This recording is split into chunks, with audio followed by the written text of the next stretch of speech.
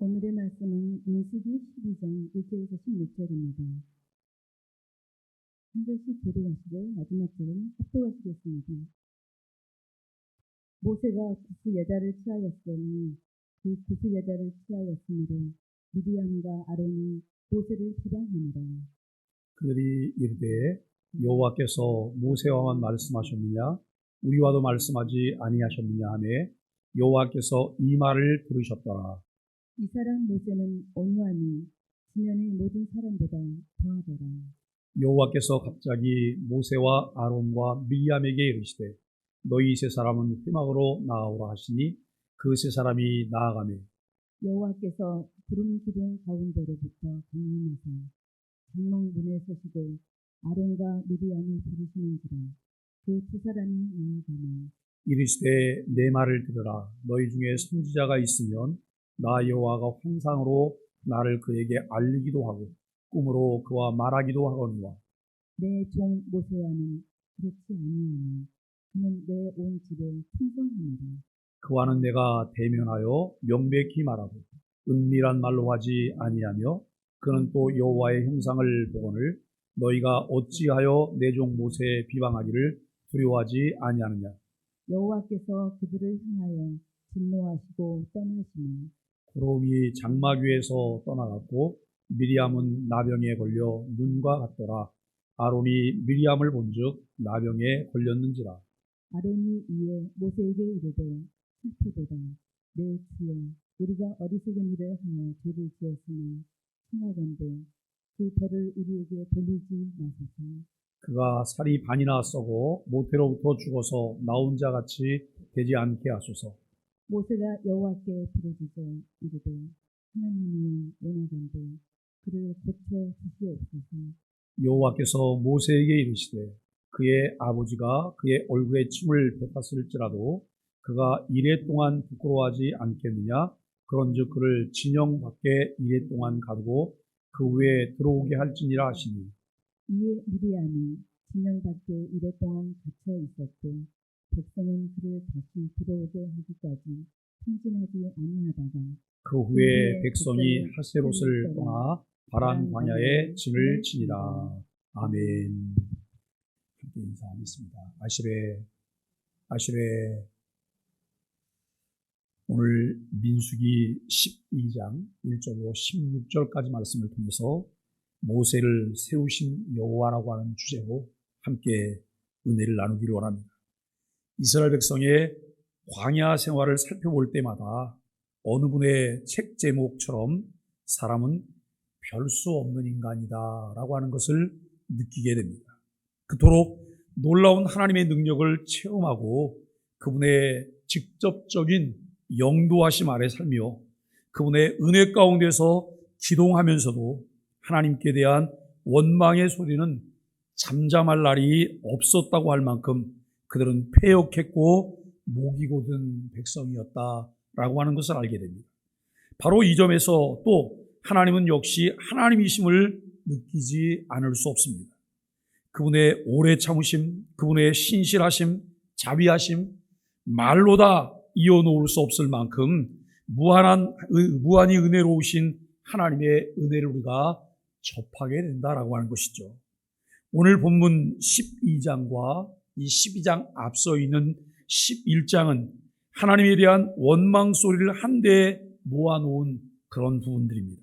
11장에 기록된 두 가지 원망은 백성들이 하나님께 대해서 퍼부은 원망인 반면에 오늘 이 12장은 백성의 지도자인 미리암과 아론이 하나님께 쏟아놓은 원망인 것을 우리가 알게 됩니다.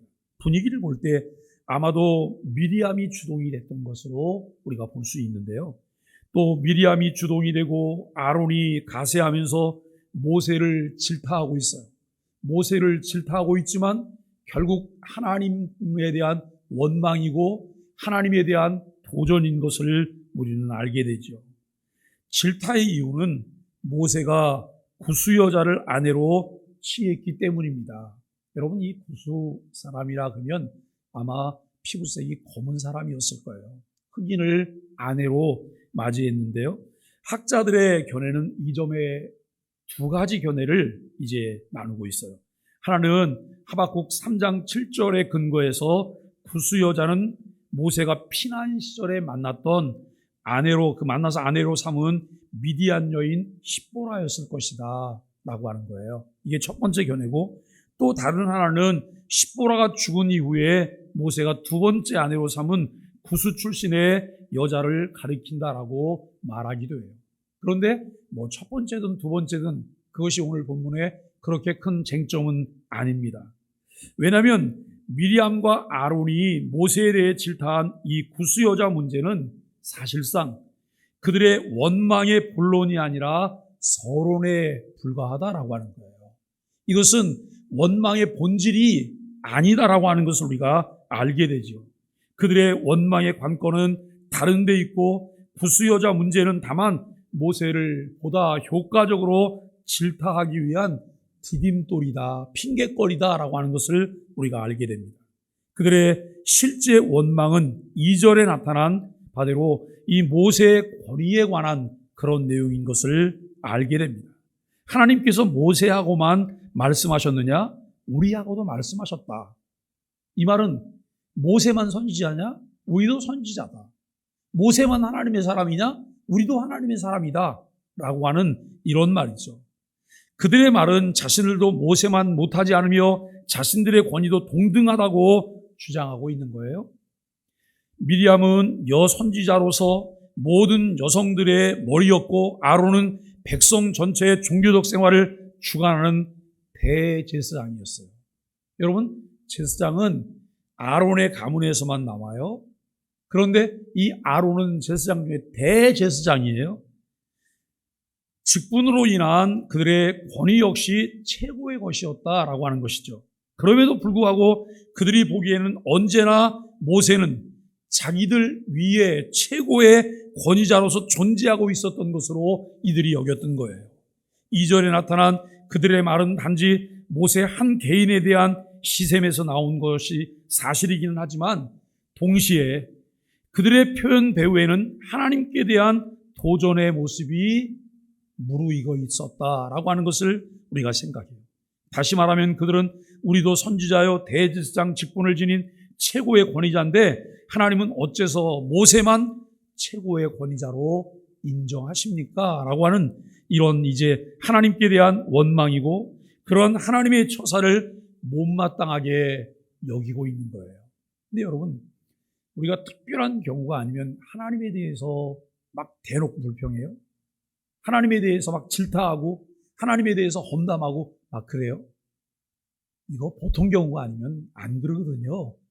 그 대신에 어떤 대상을 두고 원망을 해요. 대상을 두고 불평을 해요. 그런데 우리가 여러분 말씀을 보면서 이제 생각할 수 있는 것은 이런 거예요. 하나님께서 모세에게 주신 독특한 직분의 권위에 대해서 도전하고 있는데, 이것은 심각한 도전이 아닐 수 없다라고 하는 거예요. 모세에 대한 도전이 아니라 곧 하나님 자신에 대한 도전입니다. 하나님께서 그들의 하는 말을 들으셨습니다. 여러분, 그 말을 듣고 하나님이 3절에서 말씀을 하시는데, 하나님 왜 이러시지? 이런 생각이 들 정도예요. 왜냐하면 동문서답 하시는 것 같아요. 왜냐하면 3절에서 하나님께서 뭐라고 말씀을 하세요? 3절 말씀에 보니까 이 사람 모세는 온유함이 지면의 모든 사람보다 더하니라. 지금 잔뜩 모세에 대해서 불편하고 불평이 많아요. 모세에 대해서 원망해요. 그런데 하나님께서 모세에 대해서 한껏 모세를 칭찬하는 그런 말을 3절에서 내어놓으십니다. 마치 2절에 불평하던 그 이야기의 흐름을 전환하기 위해서, 그것을 끊기 위해서 하나님이 전혀 엉뚱한 이야기를 하시는 것 같이 말씀하고 계십니다. 이 구절로 인해서 여러분, 모세 저작권을 비롯한 심각한 문제들이 야기된 적이 있지만, 오늘 본문을 이해하기 위해서 한 가지 사실만 우리가 기억하는 것이 족할 것입니다. 즉 3절의 말씀은 이 본문의 이야기의 흐름을 끊어놓는 것이 아니라 이야기의 흐름을 좀 더 박진감 넘치게 만드는 촉진제 역할을 하고 있다는 사실을 우리가 기억해요. 여러분, 하나님이 이야기 논리의 흐름도 모르고 생뚱맞게 어떤 말을 던지시는 분이 아니세요. 예수님께서도 이 땅에 오셔서 제자들과 또 다른 사람들과 이야기를 하시다 보면 여러분 제자들이 무엇을 질문하고 사람들이 질문했을 때 예수님은 동문서답하시는 이야기 같은 내용들을 많이 말씀하셨어요. 그런데 그 이야기를 자세히 들여다보면 이것은 동문서답이 아니에요. 이야기의 본질을 예수님이 다루셨어요. 하나님도 여러분 그와 같은 역할을 하고 있음을 알게 됩니다. 3절은 여러분 밑도 끝도 없이 모세의 장점을 드러내며 벌써 인간 댐데미가 미리암이나 아론과는 전혀 다르다는 점을 강조하려고 하는 것이 아니에요. 3절은 그저 그들의 신랄한 비방을 모세가 잘 참아냈으며 따라서 이제 곧 하나님의 개입이 시작될 것임을 예고하고 있다는 거예요. 4절부터 하나님의 개입이 시작돼요. 모세는 그 비방을 그저 참아냄으로 소극적인 대책을 취했지만 하나님은 가만히 계실 수 없으셨어요. 그 비방은 곧 모세가 아니라 하나님 자신에 대한 도전이었기 때문이에요. 여러분, 하나님은 오래 참으시는 분이세요. 하나님은 오래 참으시는데 어떻게 참으시냐면 천날을 하루처럼, 천년을 하루처럼 하나님이 참으세요. 묵묵히 기 참으세요.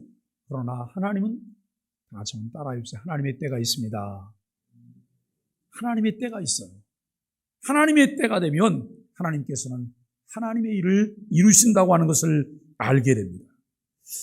여러분 여기 4절에 보니까 4절에 이 말씀을 여러분 어떻게 보세요? 여호와께서 갑자기 모세와 아론과 미리암에게 이르시되 너희 세 사람은 회막으로 나오라. 그 세 사람을 치며 너희들 이리 와봐. 하나님께서 이렇게 말씀하세요. 그때 모세야 하나님께서 부르시면 평상시에 하나님을 자주 대면도 하고 하니까 별 문제가 있겠어요? 그런데 이 미리암과 아론은 지금 잔뜩 불평하고 난 그 뒤끝에 하나님께서 니네 이리 와봐. 도둑이 제 말이 저랬겠죠. 이 마음에 얼마나 뜨끔하겠어요.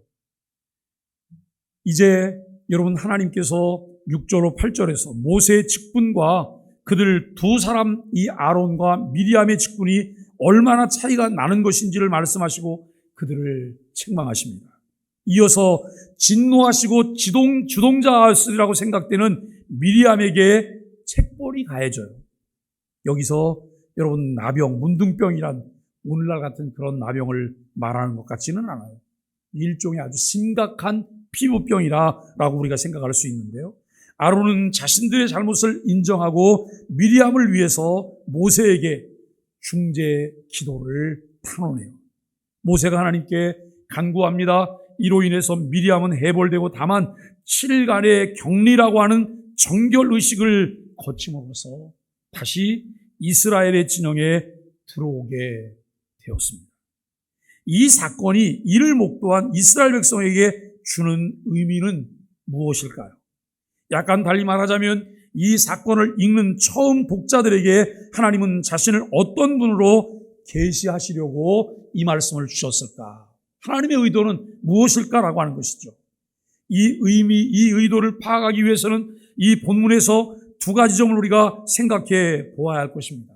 하나는 하나님의 일하심과 하나님 자신의 직접적인 말씀의 내용이고, 다른 하나는 모세가 가진 독특한 직분이 무엇인가라고 하는 그런 점입니다. 첫째, 오늘 본문에서 하나님의 일하심 즉 그분의 직접적인 개입은 매우 괄목할 만한 것입니다. 하나님께서 역시 모세처럼 가만히 계셨다면 미리암과 아론의 주장은 타당한 것으로 드러났을 거예요. 또 모세의 독특한 직분의 권위는 땅에 떨어지게 될 것이고, 여러분 그것 때문에 하나님이 이루시려고 하는 구원 역사가 지장을 받게 될 것이다라고 하는 것을 우리는 생각합니다. 따라서 이 사건은 하나님의 직접적인 관여가 반드시 필요한 사건임을 우리가 알게 됩니다.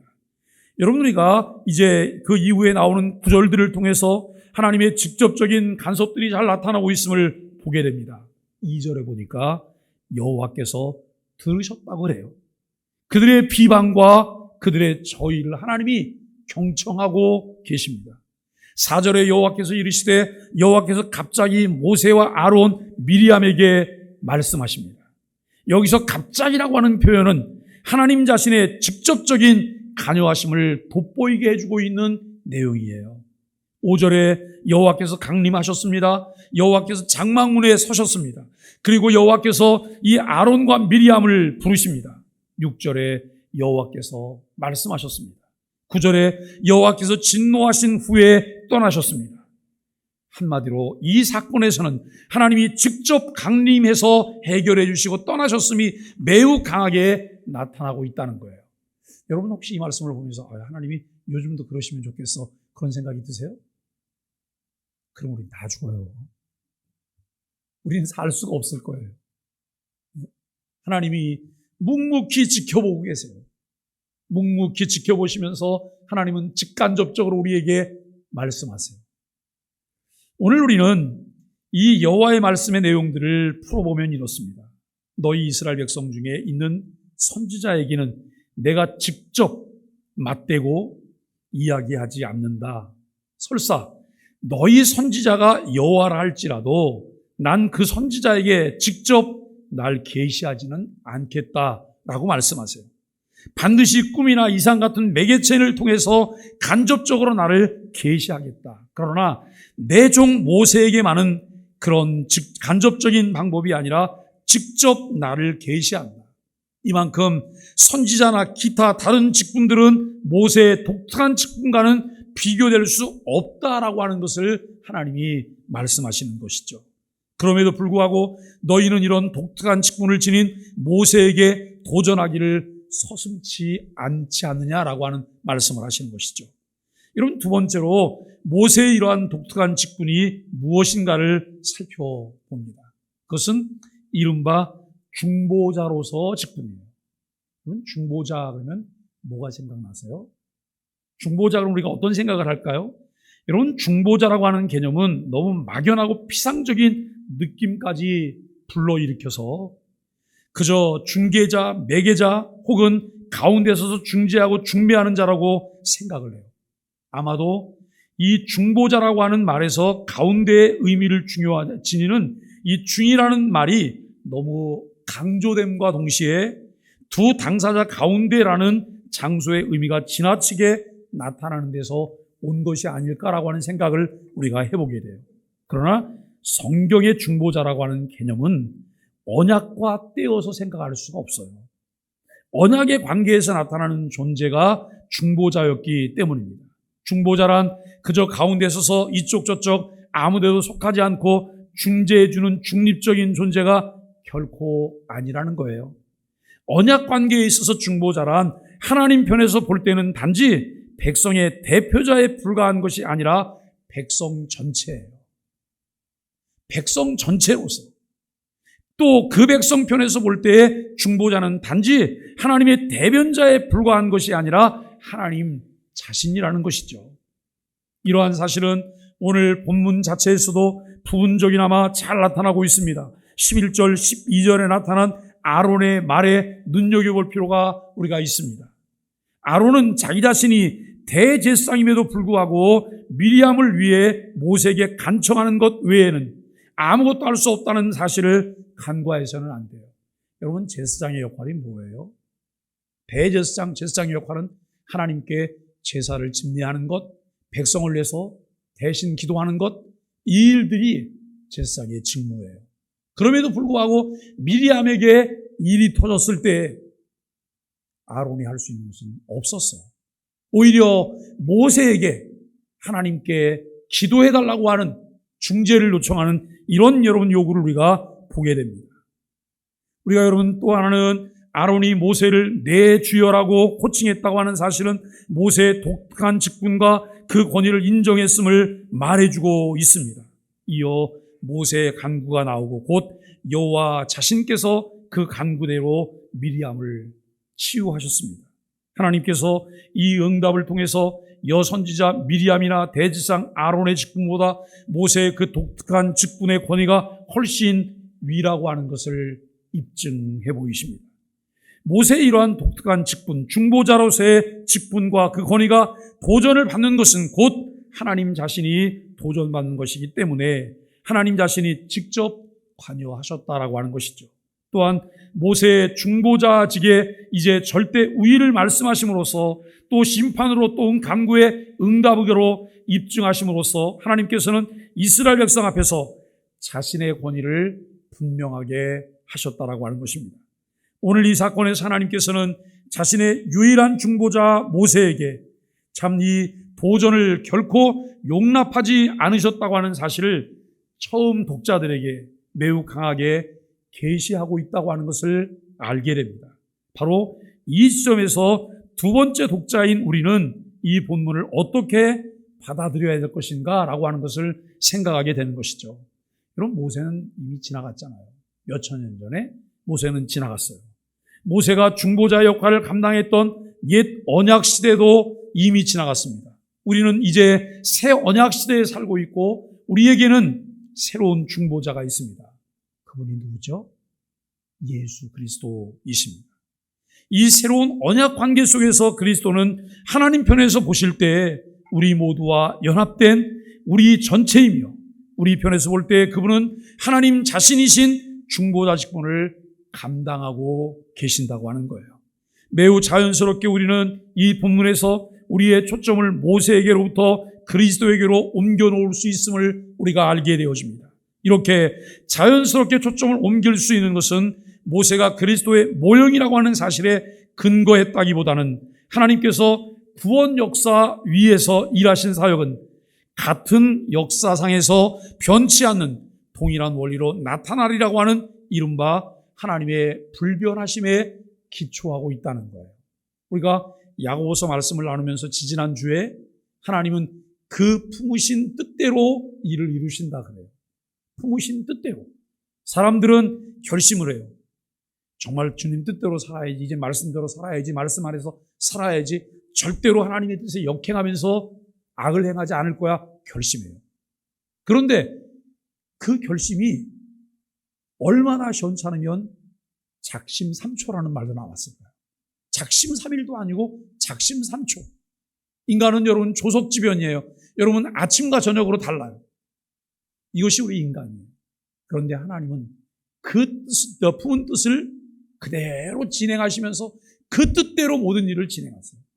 어떤 일이 벌어져도 무슨 사건이 터져도 하나님은 하나님의 뜻을 하나님의 뜻대로 일을 진행해 가시는 하나님이세요. 불변하시는 하나님, 신실하시는 하나님.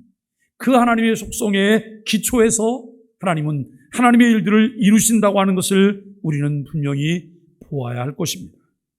옛 언약 관계에서 하나님께서 모세를 중보자로 세우시고 그 중보자에 대한 도전을 용납지 않으셨다고 하는 사건은 새 언약 관계에서 유일한 중보자이신 그리스도에 대한 어떠한 도전도 용납지 않으시라고 하는 사실을 미리 보여주는 것이며 보증하고 있다고 하는 것을 알게 되어집니다. 여러분, 우리는 이 본문에서 이른바 그 예표를 본 것이고 자연스럽게 그 실제에 초점을 맞추어야 할 것입니다. 오늘 본문을 통해서 하나님께서 우리에게 주시고자 하는 말씀은 나 여호와는 유일한 중보자 그리스도에 대한 어떠한 도전도 용납하지 않는다라고 말씀하시는 것을 보아야 합니다. 사랑하는 우리 소망의 가족 여러분, 이 원리에 비추어서 우리의 행동, 특히 의식 안에 중보자이신 그리스도에 대한 도전이 없는가를 면밀히 살펴보아야 할 것입니다. 제가 어제 이런 이야기를 들었어요. 어느 교회에서 장로님 한 분이 입만 열면 욕을 하신대요. 그리고 교회가 무슨 일을 하려고 하면 자꾸 패글을 걸고 교회 안에서 교회의 질서를 무너뜨리는 일을 했어요. 교회가 그분을 권징을 했어요. 노예 의뢰를 해서 권징을 했어요. 권징을 하고 이분이 권징을 당하고 난 다음에 교회에다 있는 대로 욕을 퍼붓고 교회를 떠났어요. 떠났는데 얼마 지나서 이분이 교회를 다시 나오셨대요. 다시 나오셔갖고는 계속 뭘 요구하냐면 자기를 복귀시켜달라고 요구를 했다는 거예요. 근데 이제 그때는 이미 벌써 그 계시던 목사님은 은퇴를 하셨고 새로운 이제 후임자 목사님이 서셨는데 그 장로님이 아무리 떠들어도 그 목사님은 쳐다도 안 보셨대요. 그랬더니 계속 욕을 한다는 거예요. 계속 욕을 들은 척을 안 하니까 새벽기도 나오면 새벽기도 나와갖고 그냥 큰 소리로 목사가 뭐 어쩌 교회가 이러면서 새벽기도로 이제 이 나팔을 부는 거예요.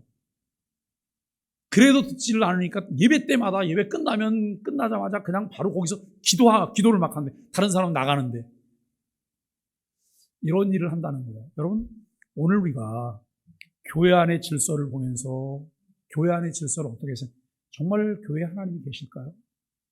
교회 주인이 하나님인 것을 믿으세요? 하나님이라고 하는 사실을 믿으면 교회를 통해서 정당하게 집행되어지는 이 질서에 순복하는 것이 하나님의 자녀로서 마땅한 도리예요. 그래서 교회가 백바로 여러 가지 노력들을 했대요. 노력을 했는데도 이분은 달라질 기미가 보이지 않아요. 지금은 그분이 그 교회에 계시지 않는데요. 왜냐하면 어떤 계기를 통해서 그분이 교회에 없게 되는 그런 사건이 벌어졌다는 거예요. 안타까운 일이죠. 여러분, 우리는 함께 말씀을 나누면서 우리가 그런 생각들을 해봐요. 참 내가 내 생각 속에, 내 말 속에, 내 의식 속에 하나님에 대한 도전을 우리가 때로는 하고 있지 않나? 감히 그리스도에 대해서 우리가 어떻게 도전을 해? 하나님에 대해서 어떻게 도전을 해? 이렇게 생각을 할 수도 있겠지만 의외로 우리의 행동이나 특히 의식 속에 그런 엄청난 도전들이 나타나고 있다는 사실들을 우리는 간과해서는 안 될 것입니다. 하나님 나라 관점에서 사람들을 세우시고 그들을 통해 질서 있게 품으신 그 뜻을 이루어가는 일에 수종들기 위해서 세움받았다고 하는 사실을 늘 명심하는 것이 필요해요. 겸손히 주의 나라를 위해 순종해야 한다라고 하는 거예요. 요즘 우리 한국교회는 이 권징이라고 하는 하나님의 질서에 대한 권위가 땅바닥에 떨어졌어요. 잘하지 않아요. 잘하지 않는 이유가 여러분 무엇일까요? 교회가 지키지 않기 때문에 그래요. 교회가. 그러나 이 부분은 어떤 사람들을 지목해서 그 사람을 정리하기 위한 것이 아니에요. 권징의 목적은 첫째는 성성이에요. 거룩함을 유지하기 위해서. 두 번째, 그 사람을 살리기 위해서. 세 번째, 공동체를 거룩한 공동체로 유지하기 위해서. 이렇게 여러분 정당한 권징이 집행됨으로 다른 사람들에게 이 부분이 많은 경각심이 돼요. 그런데 어떤 일을 해도 그냥 교회가 내버려 두면 사람들의 간은 점점 부어올라서 나중에는 배 밖으로 튀어나와요. 그러다가 하나님께서 직접 손보시는 일을 당하게 되는 그런 일도 만나게 되는 것이죠. 오늘 우리는 교회 공동체 일원으로서 주인의식을 갖는 것은 공동체를 유지하는 데 꼭 필요한 거예요. 그러나 마치 자신의 소유인 양 착각해서는 우리가 안 될 것입니다. 구원회로 우리를 부르셔서 주의 백성 삼으시고 사명회로 또 우리를 부르셔서 주의 나라와 교회를 위해 수고하게 하셨기 때문에 우리가 구해야 될 것이 있다면 하나님 은혜를 깨닫게 하옵소서. 죽기까지 충성하게 하옵소서. 은혜를 깨닫게 하시고 그 은혜에 의해서 죽기까지 충성할 수 있도록 하나님 우리를 도우시옵소서. 하나님께서 세우신 리더십을 존중하고 하나님의 질서를 따라 교회를 세워주는 우리 소망의 교회 공동체가 되기를 예수 그리스도의 이름으로 간절히 축복합니다.